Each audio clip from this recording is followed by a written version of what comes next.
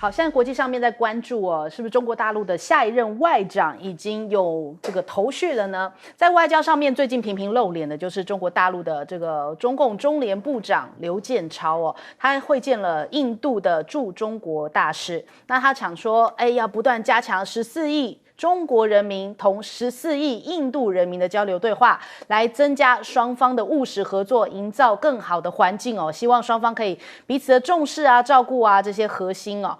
更加的关切彼此哦。那所以我们看看这个刘建超哦，因为也被讲说曾经是习近平猎虎行动当中的一个关键人。从很多方面来看呢，刘建超都是一个不寻常的人选哦。他是一个翻译出身的外交官，而且领导一个传统上面负责与北韩、越南这些其他共产主义国家联系的一个共产党机构。那根据知情人士说，刘建超正是因为他在党内的一些经验所展现出来的政治忠诚，所以后来获得了高级这个外交事务官员的大力推荐。那他为了任命而做准备哦，所以他在这个本月份比较早的时候呢，中国大陆就派他去纽约、华盛顿跟旧金山，来提高他在美国外交政策界的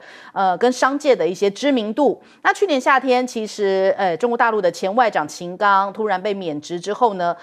中共的领导人习近平他物色在继任的人选的时候，当时呢就这个刘建超啊，就是名单当中的其中一员哦。那另外我们来看一下，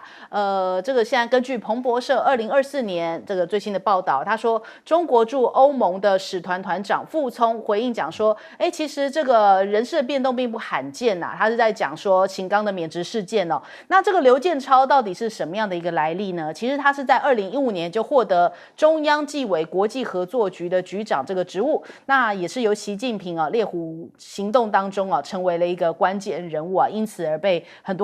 被大家各界所认识。猎虎行动它是一个全球秘密性的一个行动，主要是在追捕一些涉嫌腐败啊，或是逃到美国其他国家的一些中国大陆的一些官员哦。那就连他这一次去到了美国的外交关系协会，也有提到，他说习近平最近刚刚结束外事工作高层会议上面提到了外交的铁军，真正的意思呢，就是中国的外交官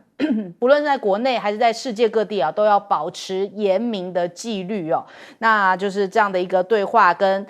主办委员会的主席佛罗曼有这样的一个对话，在持续一个小的论坛结束之时呢，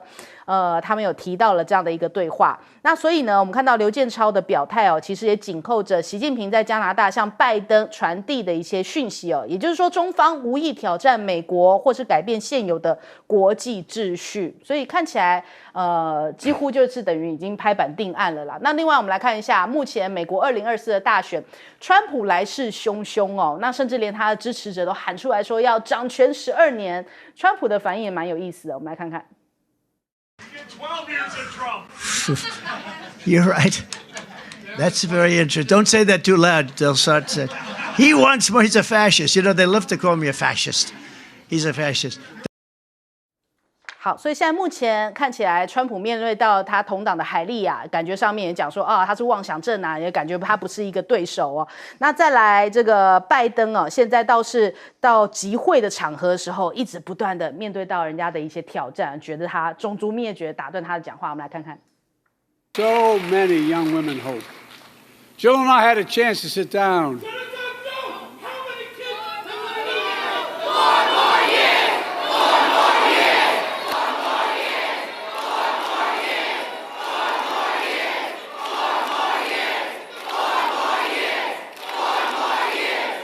Such a personal issue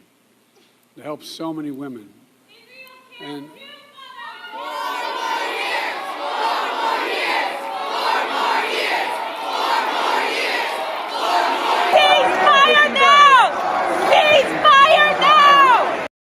好，所以他这个讲话就被打断了13次哦。那看起来这个选情的确是不太妙。首先，我们来问一下杨老师怎么看呢？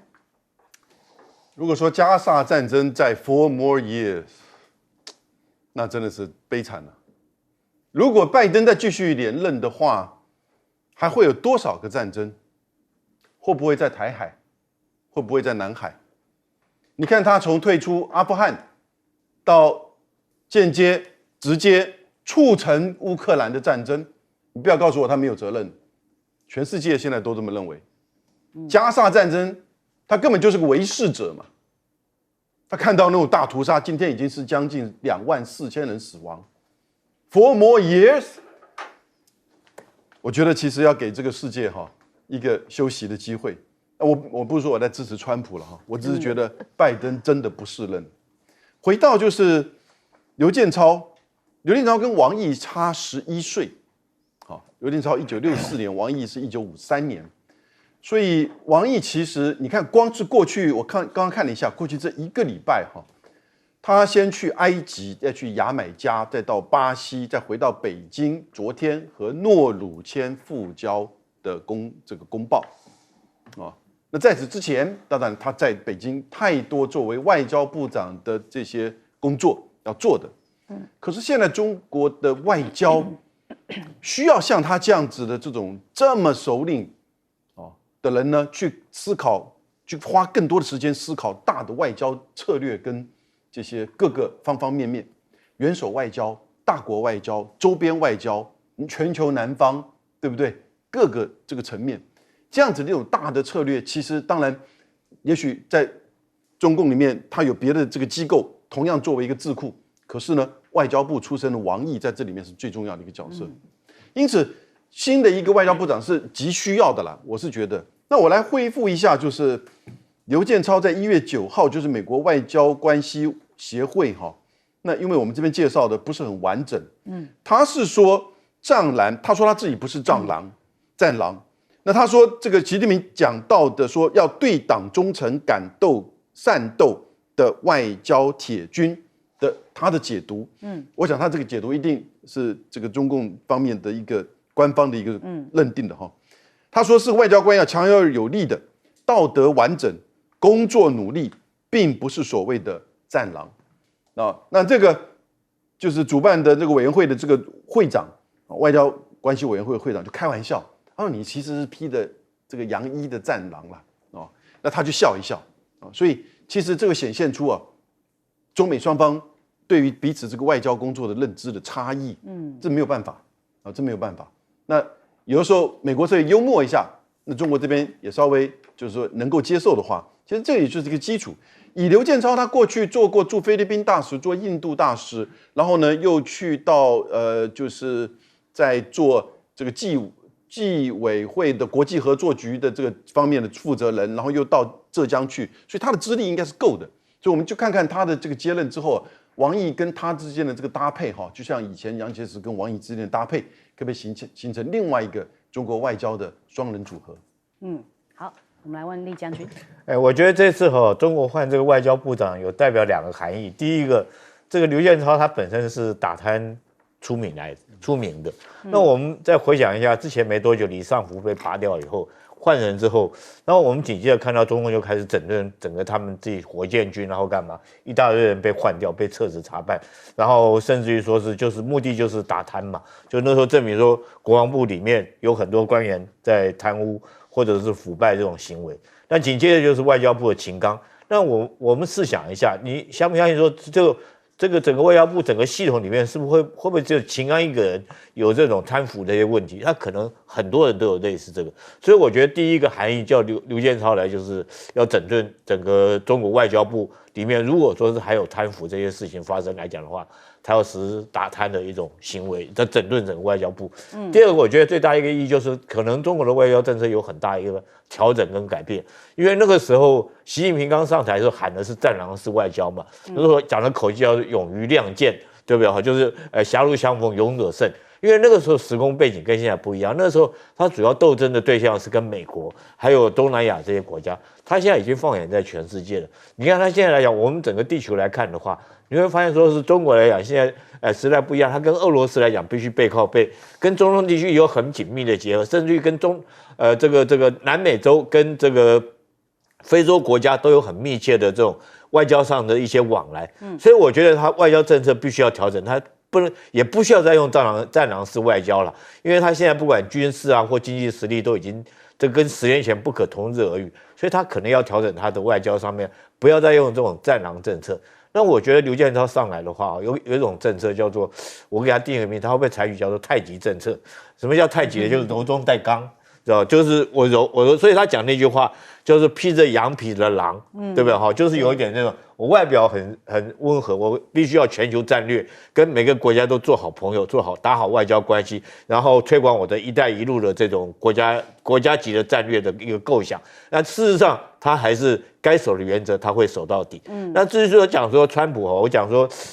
今年来讲，果然验证了一句话。欧亚集团在他今年一开始预测2024年全球有10大危机，第一大危机就是美国的分裂。那由此看来好像不错，确实是这个预言恐怕会真的实现。因为美国来讲，现在等于说，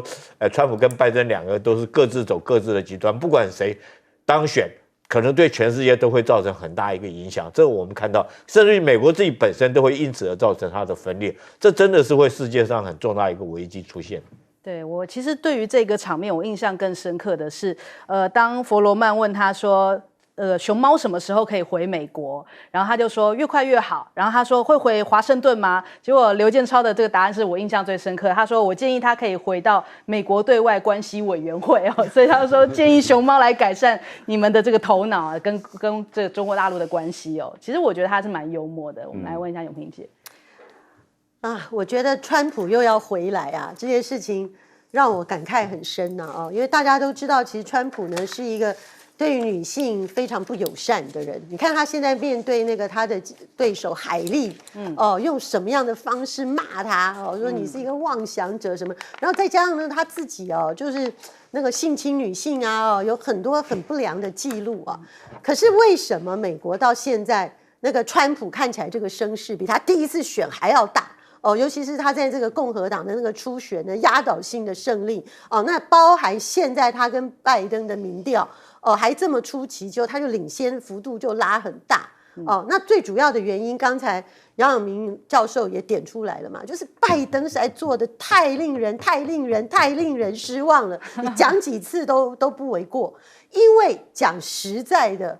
美国的民主党支持者是重视什么价值？是重视平权的价值，是重视人权的价值，是重视这个人道，甚至呢，美国的嬉皮的反战运动也是民主党在主导的。结果，拜登起来变成一个战狼总统，对不对？到处点火，然后挺那个以色列，挺到没有任何的道德底线。那你在这种状况底下，虽然川普令人痛恨、令人讨厌、莫名其妙，可是川普他打出一个口号，对美国人有吸引力呀，就是叫做美国优先啊。对，就讲说我们美国经济那么差了，我们美国人都没有工作了，我们通货膨胀率这么高了，那我们整天这个钱去捐助这个，整天那个钱给。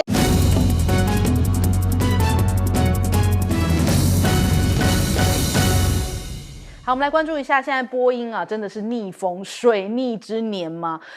接二连三的出包哦。他说现在又出现了一个前轮在起飞的时候突然掉落，还滚下山坡，怎么会有那么离谱的事情啊？这个美国达美航空它一架这个国际航线波音757客机哦。最近在亚特兰大准备要起飞的时候，前轮竟然突然掉落了。那这个 ABC 新闻报道说，根据管制录音哦，航管还赶快提醒机师说：“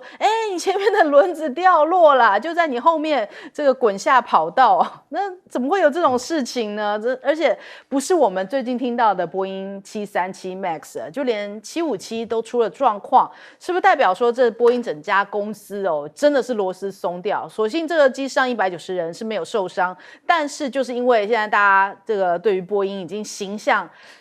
甚至是飞安上面的这种印象已经太差了，所以变成任何事情大家都觉得是不是波音的总公司或者是他们本身的一个管理出了非常大的一个问题。那波音这个喷舱门最新的调查现在出炉，就是有多处的螺栓松动。那事故的航空的 CEO 非常的生气啊，就说你要给我个解释啊，怎么会这样子？多处的螺栓通通都松动呢？这个是阿拉斯加航空的执行长米尼库奇，他强调自己非常的愤怒，希望波音给个交代，未来要怎么样来改善产品的品质那波音的执行长呢，凯尔洪，他在全体会议当中以戏剧化的悲痛情绪发表说明他眼眶还泛红啊，然后甚至有一些哽咽的承认错误。他说要一肩扛起事故责任，后续会以100%公开透明的方式来处理。但问题是，波音你之前几年才发生那么多，就2起非常重大的空难事件，怎么你们说的检讨到现在看起来并没有改善呢？那彭博社就讲说，看完他这一番，他们觉得像是演出一般的这种表情感觉像在自怜一般波音它只要仍未检测出问题，就要流更多的泪，所以现在导致乘客也很怕搭乘这个波音，就像是一个鸡瘟一般的，大家这种情绪扩散。那美国 FAA 的局长就讲说，在品质控管系统完善之前，将会长期在波音的工厂来派驻检查员，然后来确保他们的品质问题毕竟全世界各个航空公司这个波音的普及率是非常的高的，也担心有后续的问题产生。那波音737它在1月25号停工1天，要举行生产质量的研讨会。美国的联合航空行政总裁就讲说，对于波音公司一再出现交付延误还有生产的问题，非常的失望。近期波音737 MAX 9的停飞事件就是压垮骆驼的最后一根稻草，甚至他们正在评估如果未来全面性的就是不要这个波音737这个 MAX 10的这个机队计划，他们有什么样的应变措施？所以他们已经开始在检讨这个订单了，是不是要准备弃波音转空巴？那波音其实最近好不容易才被中国大陆解禁又开始在交付737 MAX 的客机，可是现在又传出了一连串的这种螺丝松啊，或者是一些这种事故问题那搞不好现在中国大陆也要取消订单了。它其实最近这个才交付了737 MAX， 才交付一架，这是已经从2019年3月以来暂停之后的第一次。那现在马上又遇到了问题。那另外我们看看有一个飞纽约的航班上面有一个乘客就是因为看到那个机舱门的事情嘛，所以他一上飞机之后呢，就紧盯着这个机翼来看，就是发现怎么机翼上面有4颗螺栓不见了，所以他赶紧告诉这个机组人员。那所以后来这个航班就紧急取消，安排乘客转搭另外一架飞机前往目的地那工程师出来讲法也让大家觉得很怪，他说呢2级结构的箱板是用于改善飞机空气动力学的性能，少了4颗螺栓并不会对于机翼的结构完整性造成或者是负载能力造成影响，飞机还是能够安全飞行的。但这种说法也让大家觉得是打上一个问号，会不会只是一个推脱之词呢？现在大家毕竟对于波音是没啥信心的。另外我们来看一下，中国大陆也努力在发展航空产业他们的国产 C919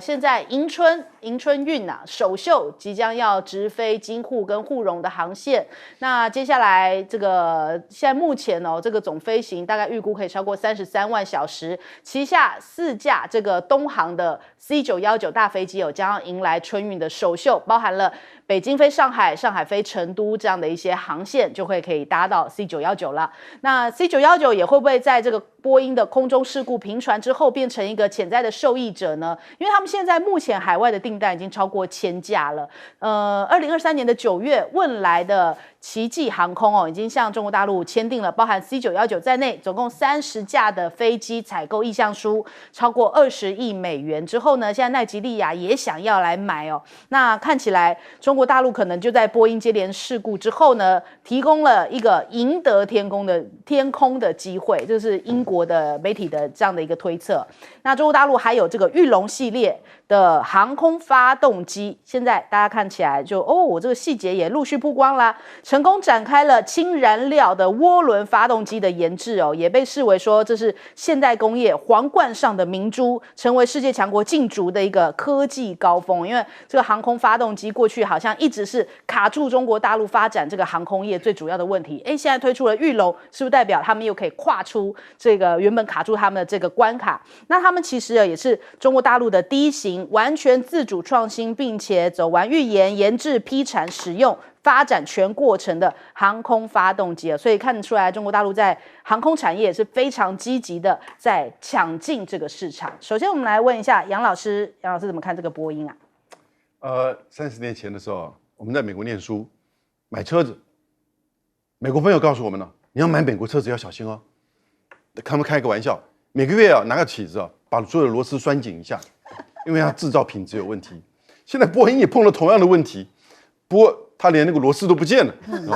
不过它那个螺丝它那个所谓2级结构箱板上其实有119颗螺丝，但不管怎么样，你怎么会掉了4颗螺丝呢？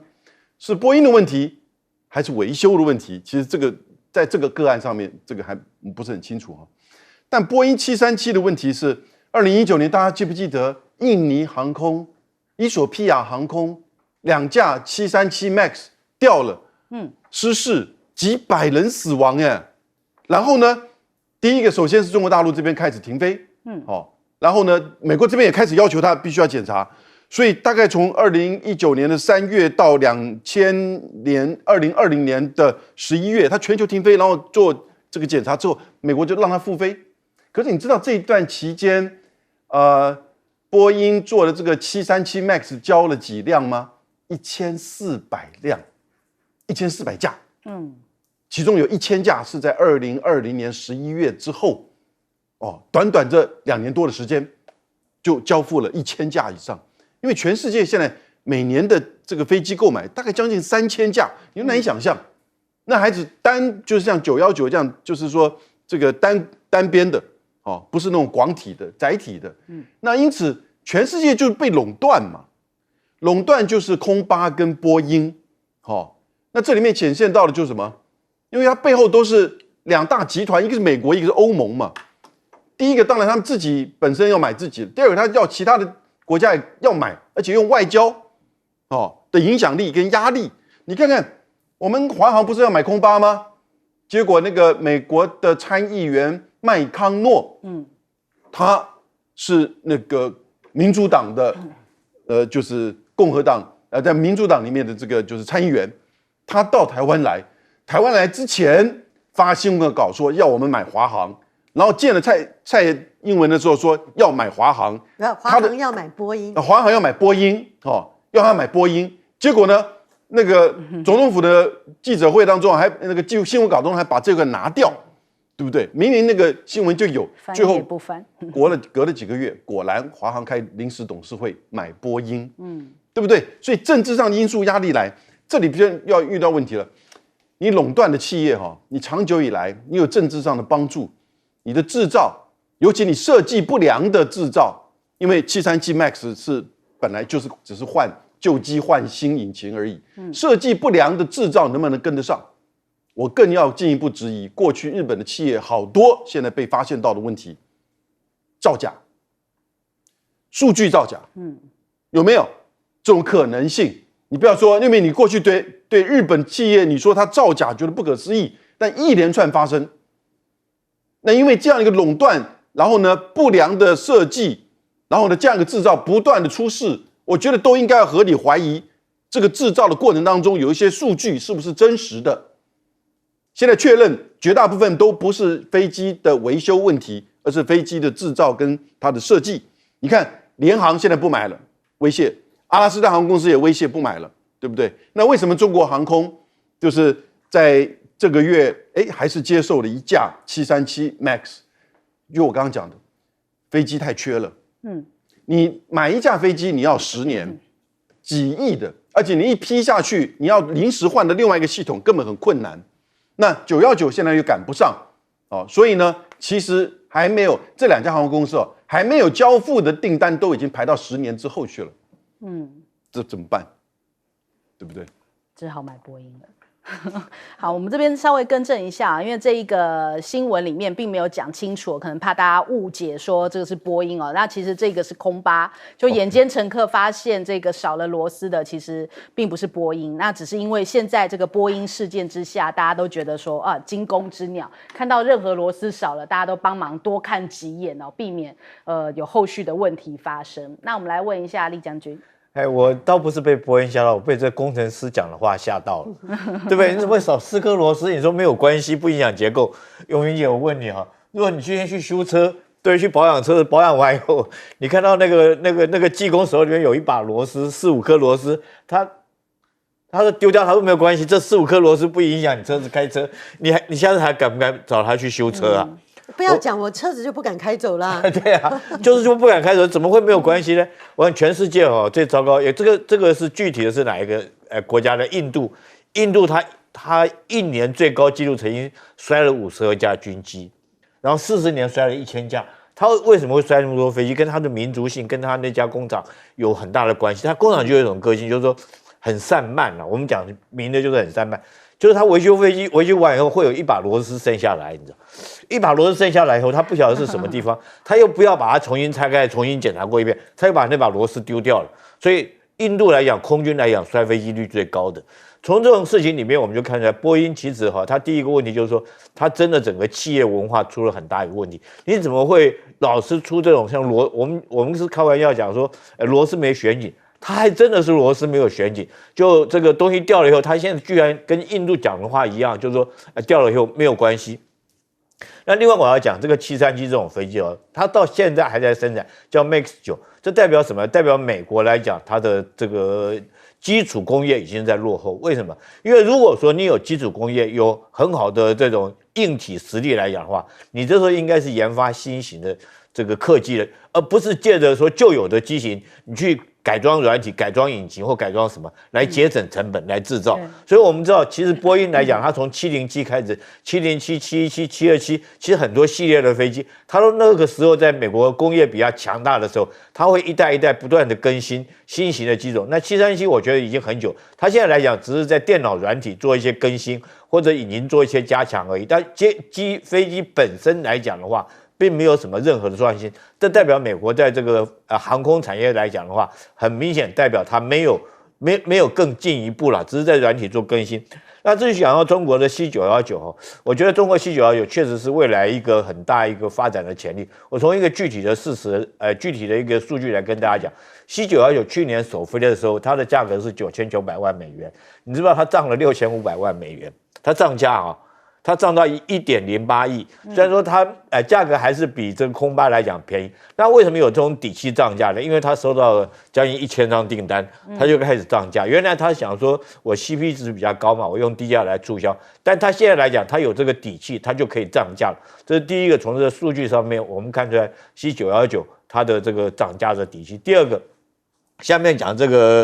个发动机其实它这个发动机是用在小型的飞机上面，比如直升机啦或这些东西，它是自己研发的，可以用到这上面。那真的是用在 C919上面的叫 CJ100，目前来讲它还是国际通用的引擎，它没有创新，它没有自己做引擎，它自己要做的引擎叫 CJ1000。这 CJ1000现在来讲，它是试装在哪里？试装在运20上面，已经在试装了。那我在想，它有小型发动机的自制研力，也有这个 CJ1000的研发能力来讲的话，应该很快它可以提升它的生产力，可以发展出自主的一个这个客机的一个发动机的引擎，应该可以做得出来。好，永平姐，是这个波音频繁出事然后我们看到呢，这个外媒用了一个标题说现在这么频繁出事，所有搭波音客机的乘客可能会患有搭机的 PTSD， 这什么意思呢？叫做创伤症候群就说大家发现说搭飞机本来就是到现在还是有人很害怕搭飞机虽然比例不是那么高，可是还是有人。所以当你搭飞机的人已经心里产生恐慌了，却看到呢不断的离谱的事件，什么舱门掉下来然后又有那个什么轮子滚下来就是接二连三这种事情，你真的会有心理创伤症候群那你说波音的这个飞机跟我们台湾有没有关系？刚才杨永明老师不是就讲了吗？2022年的时候，美国参议员团来台湾的时候，美国参议员其实也够粗鲁的，他当着蔡英文总统就说：“你得买我们波音对不对？”当时大家还说：“怎么搞的？美国人又来下指导棋吗？一个随便的参议员又可以指挥我们吗？”真的可以指挥我们4月份来跟蔡英文总统直接呛瞎说：“你要买我们波音。”那个8月30号的华航董事会立刻就通过买这个波音16架的飞机，然后呢多少钱？1400亿台币然后什么时候开始交机呢？本来说2025啦，现在又确认说2026开始交机，然后到2028。那这样以后台湾的华航乘客是不是每次上飞机呢就要仔细看看说，哎呦，我这个波音我要去检查一下螺丝，检查一下门，真的变那样吗？那我最后讲一句啦。其实美国一直希望回到美国制造，对，但是呢，光波音 Made in USA， 你怎么样跟 Made in China 来竞争呢？整个中国产业链已经成型了，那你真的要去用制造这件事情跟中国竞争吗？那你美国要不要多想一想呢？好，我们先休息一下，广告之后马上回来。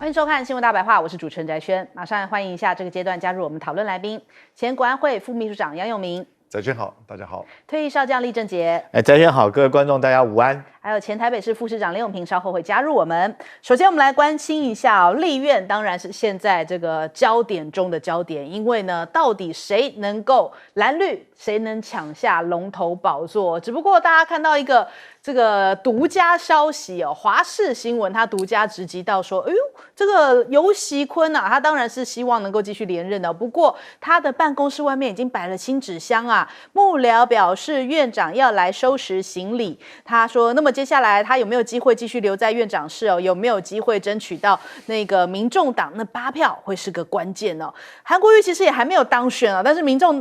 进党是不是已经觉得自己大势已去哦？所以连现任的立法院长游锡堃、水牛伯都已经开始准备要打包走人了呢。那我们看看蓝营，当然气势上面势在必得哦，就连这个艺人熊海林现在也表态说要力挺韩国瑜哦，求给个机会当立法院长。他说韩国瑜是个人才啊，不可被埋没，希望韩国瑜能够如愿当上立法院长。他说一定要整合啦，给他一个机会。他是选过总统的人，是不分区的第1名，带了这么多的小鸡哦，他认为应该要给他一个机会。那我们看看有命理师也跳出来讲说，韩国瑜哦，从这个吠陀星盘来看，他的事业正是高峰期哦，短期将会从2024年的4月一直走到2030年哦，哇，这是6年的大运啊。不过呢，他说这个4月之前还是会有一些辛苦，祝福这些越挫越勇的大男人。这个是讲说预言，立院龙头一定是他。那再来我们看看这个现在。关键就在于柯文哲哦，因为韩国瑜要登上国会的龙头，其实柯文哲扮演一个蛮关键的角色，也就是民众党的8席的立委哦，将会成为韩国瑜能否问鼎国会龙头的一个关键。知情人士透露，现在柯文哲最新动向是把这个立法院的龙头哦，这个可能倾向支持是韩国瑜啊，但是现在目前都是知情人士这边透露那边透露，但是都还没有听到柯文哲本人出来证实这项消息。另外，我们看看这个民众党现在内部，人家说祸起萧墙啊，感觉上面黄珊珊、黄国昌、陈昭姿天天在开记者会哦，像是1月24号就说要提这个不在籍投票的事情，1月22号民众党的3问 NCC， 但是面对其他争议啊，黄珊珊感觉上面都没有那么快速的回应，或者是出来面对哦。那我们看这一位，就是科进办的前发言人林小琪，他说呢，这个选后的检讨现在只闻楼梯响，这是民众党2026的一个隐忧哦。许多支持者在地方哦，以柯文哲民调第2来拉票，但是结果最后得票率不如预期。他说黄珊珊必须要出来处理呀。那黄珊珊怎么都不理这件事情呢？否则这个问题哦一直持续下去，2年后、4年后的大选都会变成大雪球哦，来砸自己民众党的脚。那我们看现在谢立功哦，也是紧咬着黄珊珊双重党籍这件事情。他说民众党2021年其实已经转型为刚性政党哦，当干部就不应该拥有双重党籍啊。那黄珊珊这个双重党籍的事情是不是该处理呢？那另外蔡碧如现在也说要留下来深耕这个中医选区，未来呢还会跟这个蓝营继续合作嘛？因为他这次算是高票落败哦，他表示要继续在中医选区来深耕，4年之后再战民进党这个立法委员蔡其昌。是不是不打算回老东家了呢？但是我刚刚也有看到新的消息哦，就是昨天是民众党的尾牙结果竟然没有邀请蔡碧如哦，这到底是透露一个什么样的一个讯号哦？因为很多支持柯文哲的网红，像艾丽莎莎什么都去了，怎么唯独蔡碧如今天在早上出席活动跟林涛的活动的时候被问到这个事情，然后他就说，有尾牙，他不知道这件事，所以是不是反映出来现在民众党内部的一个分裂哦？那另外我们看一下。吴子嘉也断言说，柯 P 黄珊珊哦，可能会快要翻脸的。这是什么时间点呢？他说柯文哲只重视流量，什么都不管，一旦没有流量，没有人采访就会翻脸哦。那黄珊珊如果把柯文哲所有的光芒抢走的话，他说柯 P 会不会跟他翻脸？他说我敢跟你保证啊，520之前哦，这柯文哲跟黄珊珊一定会翻脸哦。这是吴子嘉的一个预测。另外，这个现在柯文哲积极的在顾票，是为了2028嘛？周日的时候，他到高雄谢票，有1万名的小草来参加。那这个同一天，侯友宜也要到这个高雄来做一些谢票活动哦，所以双方也是在同场竞技啊。那另外我们看看这个沈正南医师，精神科医师沈正南比较青绿色彩，他说这个2028撒卡都的状况应该还是会再次上演哦。那如果民众党没有深刻检讨的话，抓出一个正确发展的策略，恐怕柯文哲只会再输一次哦。没有蓝白合的情况，柯文哲是绝对当不了总统的。那再来我们看这个前几天也有这样的一个命理师出来讲说，柯文哲哦，他的总统签2028的总统签是空王卦，没有总统命吗？他说柯文哲66岁之后，人生开始走歹运哦，又走到空王，运气是最差的。那柯文哲他农历6、7月出生的金就是运最旺的，但是却用土来生金哦，金就用尽了，所以不可能他一个金已经没有了。这是命理师讲的很玄奇啊，但是反正大家参考啊，就是各方的一个讲法。这个首先我们来问一下永平姐怎么看这个韩国瑜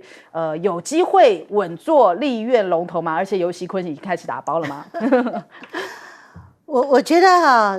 如果我们问这个台湾的民众，哈，我们不要问说哪一个政党你最相信，哈，那你问他说哪一个政党呢你最不可信，以及呢哪一个政党呢最容易被骗，哈，最容易被骗呢，大家一定会说国民党，然后呢最不可信的政党呢，大家可能会很痛苦的在民进党跟这个民众党之间哈犹豫，看到底要投哪一边。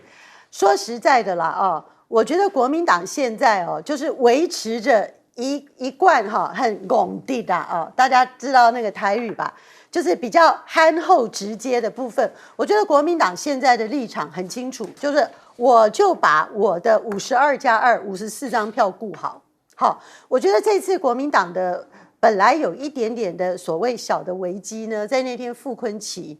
在国民党的这个新科立委的聚会里面呢，非常大气的表态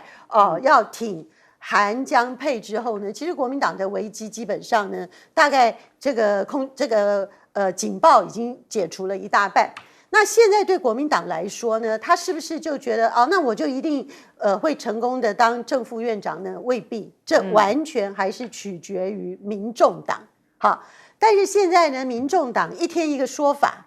然后呢又有所谓政坛人士呢一天一爆料而且呢爆的料都相左。那我为什么一开始破题来说相不相信呢？因为游锡堃现在的打包是他真心的觉得我不希望啊，我要走路拜拜，还是说呢，是不是从柯建铭开始跟游锡堃开始都是在演一场戏呢？那天柯建铭让我大惑不解，说他为什么要对民众党开炮成那样，然后骂得那么难听，说你们这8票就成为废票。当时我愣一下，我说不是大家在传说绿白合吗？那你绿白合你这样子骂人家骂这样子，那会不会给人家觉得说热脸贴冷屁股唾面自干呢？对不对？你是不是把绿白合的路斩死了呢？可是后来我就在想说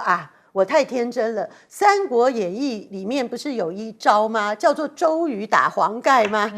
一个愿打一个愿挨吗？就是你要这个在站出我们军事专家在这里，你要欺敌的时候你是不是呢就要假装说你跟谁不好，然后呢你其实因为三国嘛，所以你其实是要那个迷惑另外一方，就是国民党降低国民党的心防叫国民党现在呢以为说民众党呢跟你北拜不管是他会8票支持你，还是说呢到最后他会投自己按住国民党，总之呢让国民党放下心防可是事实上呢绿白合呢还在一个这个正在进行式，这个我们真的不知道。真的，最后我们一定要，我认为所有的揭晓，连柯 P 自己说的1月28号都不做准，一定就是2月1号呢，真正立委领了选票进去盖章的那一刻，才会见真章。好，请教杨老师。民主党现在有个落差哈，他的这个总统大选得票是26%，他的政党得票是22%，都不差，对不对？一个将近1/4的得票率，一个超过1/5嘛。但是他表现在现在的政治职务上，他只有8席不分区立法委员，8席，相较于国民党的52，民进党的51，这个比例上差很多。好在的是，他这个8席呢是关键少数，因为国民党、民众党都无法单独过半。可是呢，他就觉得，我至少觉得，柯文哲这样觉得，我是 number 3啊，我本来如果有机会的话，甚至可以赢得总统大选的呢，而且我现在看2028耶，对不对？然后过去从大选结束到现在，入党到民众党都有32000人以上耶，都是年轻人。然后呢，他去高雄谢票，你看年轻人都出来了，年轻人真的对柯的支持率还是没有减太多，还是有这个期待。可是他表现在政党的这个实力上，也就现在就是立法院嘛，他只有8席，这个8席呢，一人一把号，他要做小绿，还是要做小蓝，还是要做小众？民众党嘛，小众还是做小三？我不知道，小绿。其实对他是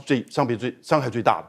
因为绿是掌权者，你做小绿，也许你可以换掉一些职务，可是呢，你等于就跟权力者妥协。你要在竞选2028这个大的挑战，你做小蓝，那你当初为什么不去蓝白合呢？别人也会骂你，对不对？你做副总统不是这个职位更多吗？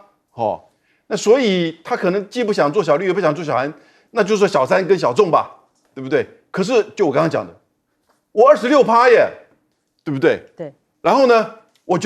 他觉得2028年他机会还是很高哎，那是这样子吗？所以有这样子一个落差。他现在你看到让他的主和派、主战派、亲蓝派、亲绿派，或至少是反蓝派，有点在那边相互这边拉扯。讲句实在话，当初那个君悦饭店就是主战派主导成功。里面朋友告诉我。主和派的人根本被排斥，不准去那个君悦饭店，在蓝白切11月24号那一天，到这种程度。对，柯文哲不知道吗？我不相信他不知道，他大概也就顺着这样子的一个发展，让主战派至少能够抢占媒体，能够去在蓝绿之间，也许去挤出一个更大的空间，因为他只有8席，可是他认为24%、26%，的这样子的一个，这当然了解，就柯文哲而言他到现在为止为什么不出来讲话？不过另外一个那个我们新当选的那位就是赖清德他到现在为止一句话也没讲过，也完全没有讲话。我想他没有讲话是美国压力，但是柯文哲为什么不讲话？你让你3个就是双黄加上一陈陈昭之不断那边每天开记者会。所以你是真的党内民主呢，还是说让他们各自出去一人一把号？那如果党内民主，你要党纪贯彻啊。可是如果他每天出去开记者会，这样3个人，他不觉得是你这个靠你柯文哲耶，他觉得是把他自己过去的成就加在你柯文哲身上耶。你管得住吗？党内民主，但党纪之后能不能贯彻？你又出现内部的这个斗争，然后呢，你会让一些民众加入到新党员，这是一回事。你能不能有更多的人才加入到你民众党，将来去选县市长，或者是至少选县市议员呢？对不对？我觉得这个都是很大的考验。你不要只看到那个26%，你真的只有8席，做好你的小众，至少不要当小绿，也不要当小三。好，来问将军。他当小王。为什么？你看，我们这个标题，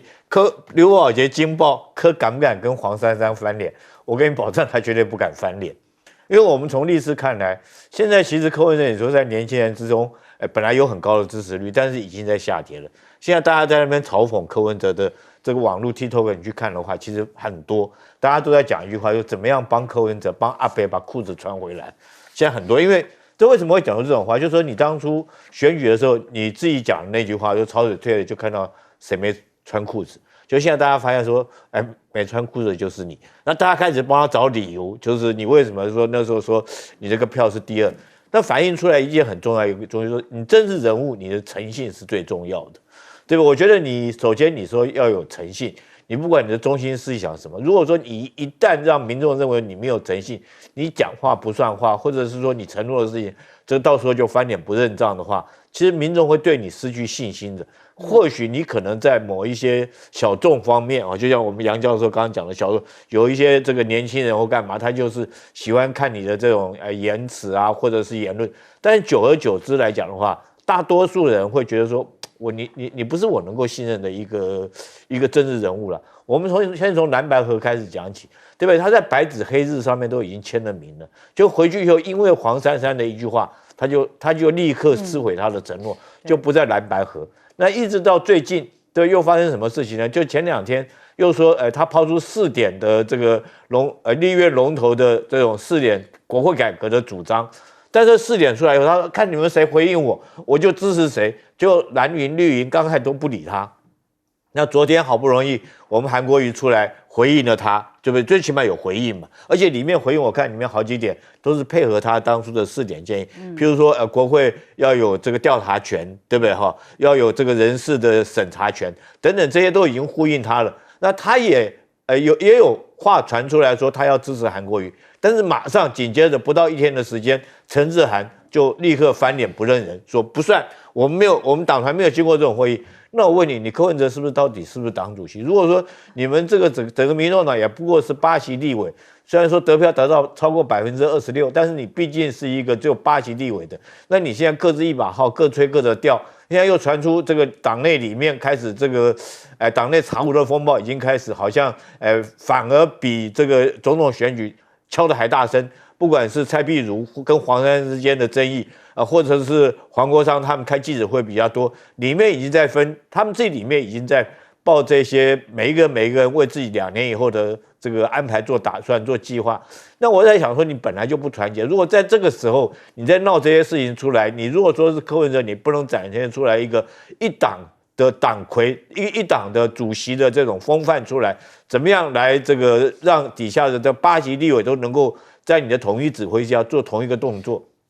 那之所以说民众党要支持谁，我这边很诚恳的跟民众党建议，倒不是说因为我是蓝的我就这样跟你讲，你真的是应该要支持韩国瑜。为什么呢？我很诚恳讲一句话，回归到原点，只有一件事情，就是说你是在野党，在野党你本来就是监督这个执政党，这是你天经地义的职责。你如果说今天去支持小绿的话，去当一个小绿来讲的话，你最后的结果就是怎么样？就是让民众认为说你是为了官位，你是为了你私人党的一些个人的一些利益去跟民众党换取官位，你没有站在执政的这种在野监督的这种角色，那这样的话，其实2年以后，或甚至于4年以后，你很快就会被民众所抛弃的。好，我们先休息一下，广州忙回来。